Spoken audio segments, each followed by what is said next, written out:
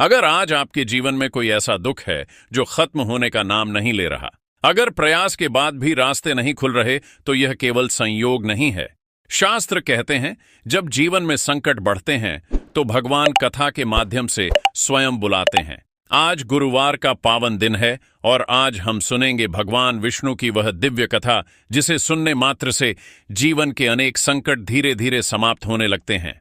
Video को अंत तक सुनिए, क्योंकि अंत में बताया गया रहस्य आपके भाग्य की दिशा बदल सकता है। सनातन धर्म में गुरुवार का दिन भगवान विष्णु को समर्पित है। गुरुवार ज्ञान का दिन है, धर्म का दिन है और जीवन में स्थिरता लाने का दिन है। शास्त्र कहते हैं, जिस व्यक्ति का गुरु बलवान होता है उसका भाग्य भी बलवान होता है, और भगवान विष्णु सभी देवताओं के गुरु स्वरूप माने गए हैं। इसलिए गुरुवार के दिन विष्णु कथा सुनना केवल भक्ति नहीं, भाग्य जागरण है। भगवान विष्णु को कहा गया है, पालनकर्ता, रक्षक और संकट मोचन। जब संसार डगमगाता है तब विष्णु अवतार लेते हैं। जहां धर्म की रक्षा होनी होती है वहां विष्णु स्वयं प्रकट होते हैं। जीवन के संकट भी इसी प्रकार हैं। जब मनुष्य टूट जाता है तो भगवान विष्णु कथा के रूप में उसे संभालते हैं। बहुत समय पहले की बात है, एक साधारण गृहस्थ था, पर उसका जीवन कष्टों से भरा हुआ था। व्यापार में हानि, परिवार में कलह, स्वास्थ्य खराब और मन में भय।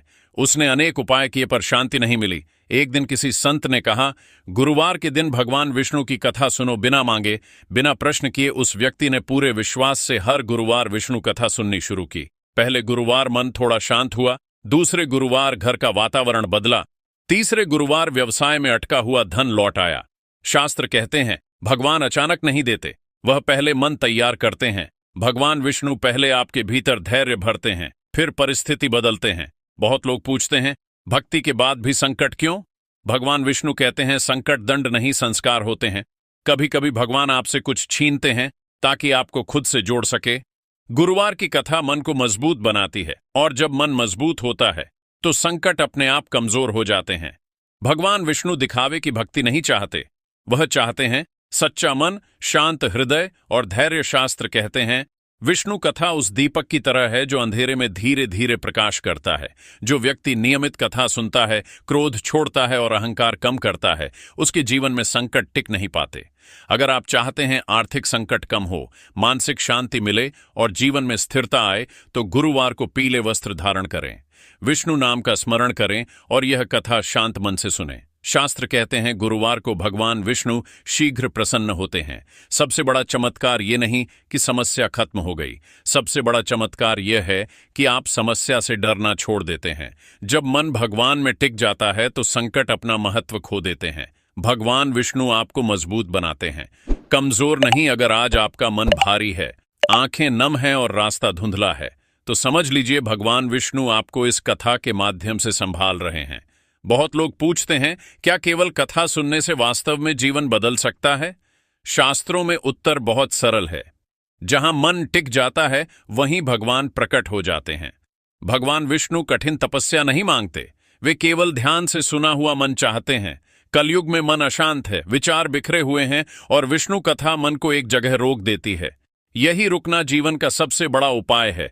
संकट दो प्रकार के होते हैं, बाहर के संकट, भीतर के संकट। बाहर के संकट भगवान समय के साथ हटा देते हैं, लेकिन भीतर के संकट, डर, चिंता, अविश्वास, यही सबसे खतरनाक होते हैं।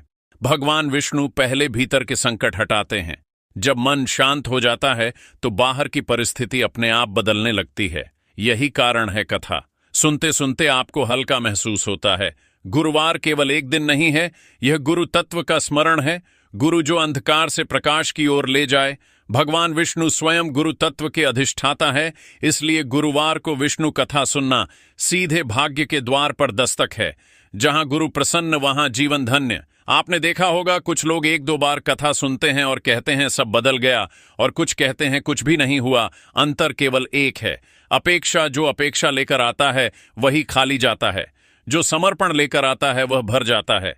भगवान विष्णु उसी हृदय में उतरते हैं जो खाली होने को तैयार हो। भगवान विष्णु कभी भी जीवन को अचानक उलट पलट नहीं करते, वे धीरे धीरे बोझ हल्का करते हैं, डर कम करते हैं और साहस बढ़ाते हैं। कभी आपने ध्यान दिया, समस्या वही रहती है, लेकिन सहने की शक्ति बढ़ जाती है। यही विष्णु कृपा है। बहुत आवश्यक बात, जब भी आप विष्णु कथा सुने, फोन पर स्क्रॉल ना करें, बीच बीच में निर्णय ना करें, तुलना ना करें। केवल सुने। भगवान विष्णु शब्दों में नहीं, भाव में उतरते हैं। कुछ लोग कहते हैं केवल भक्ति से क्या होगा। भगवान विष्णु कहते हैं भक्ति मार्ग दिखाती है, कर्म चलाता है। विष्णु कथा आपको सही दिशा देती है, और सही सही दिशा में थोड़ा सा प्रयास भी बहुत बड़ा परिणाम देता है। मनुष्य की सबसे बड़ी भूल हर समस्या का हल बाहर ढूंढना, जबकि शास्त्र कहते हैं समाधान बाहर नहीं, स्थिर मन में है। विष्णु कथा मन को स्थिर करती है, और स्थिर मन कभी हारता नहीं। हाँ, लेकिन परीक्षा तोड़ने के लिए नहीं, निखारने के लिए होती है। भगवान विष्णु आपको तोड़कर कभी नहीं छोड़ते। वे केवल यह देखते हैं क्या तुम मुझ पर टिके रह सकते हो। सबसे बड़ी कृपा यह नहीं कि धन मिल गया, यह संकट हट गया। सबसे बड़ी कृपा यह है कि आप शिकायत करना छोड़ दें। जिस दिन आप शिकायत छोड़ देते हैं, उस दिन विष्णु कृपा पूर्ण रूप से उतरती है। अगर आज आप चुपचाप रहते हैं, किसी से कुछ कहते नहीं और मन ही मन रोते हैं, तो समझ लीजिए भगवान विष्णु आपके बहुत निकट हैं, क्योंकि जब शब्द टूटते हैं तब भगवान सुनते हैं। ये कथा समस्या हटाने का वादा नहीं करती, बल्कि आपको एक बनाने का वादा करती है, और जो एक हो गया उसका कुछ भी नष्ट नहीं होता। आज गुरुवार है। अगर संभव हो, मन में झुक जाइए, आंखें बंद कर लीजिए और मन ही मन कहिए, हे नारायण, जो टूट गया है उसे जोड़ दो। भगवान विष्णु धीरे धीरे सब ठीक कर देंगे। अगर इस प्रवचन ने आपके हृदय को थोड़ा भी छुआ हो, कमेंट में लिखें नमो नारायण, और इस कथा को किसी एक जरूरतमंद तक अवश्य पहुंचाइए। इस नमो नारायण